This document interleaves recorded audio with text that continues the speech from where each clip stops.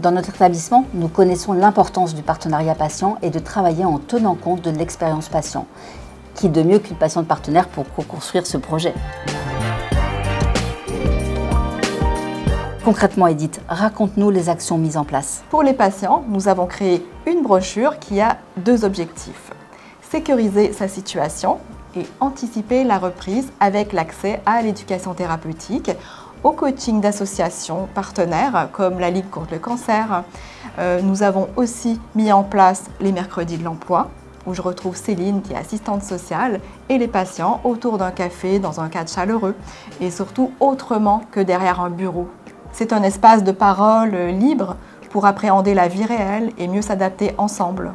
Je suis aussi intervenue dans les webconférences thématiques de l'Institut Curie, donc qui sont destinées aux patients. L'unité d'éducation thérapeutique propose un programme en 3 ateliers collectifs qui sont co-animés par Béatrice, qui est patiente partenaire, et aussi avec une assistante sociale.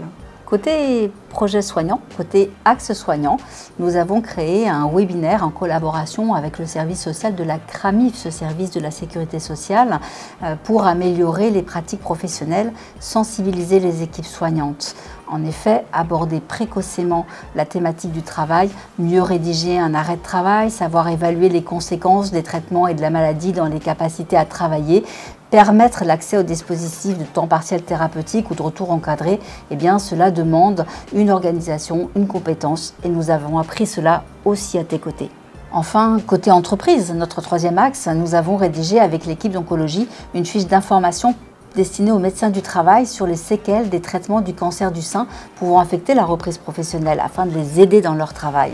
Sur un plan plus général, nous sommes intervenus dans un webinaire organisé dans le cadre du plan régional d'insertion des travailleurs handicapés en Île-de-France, dont le public était majoritairement composé de médecins du travail. Et après tout ça, Edith, quelle suite donner? Ma proposition pour la suite du projet, donc, ce serait de créer une équipe dédiée au maintien dans l'emploi des patients, avec un poste de patient partenaire spécialiste du maintien dans l'emploi, par exemple. De mon point de vue, ce serait sortir de l'expérimentation pour entrer dans une démarche durable afin de lutter efficacement contre la désinsertion professionnelle en lien avec la maladie cancéreuse, la désinsertion évitable en quelque sorte. Nous espérons améliorer la vie et le rétablissement de nos patients et patientes. Ce que je souhaite très sincèrement, c'est que ce ne soit pas uniquement un acte ponctuel, mais que ça s'inscrive dans la régularité.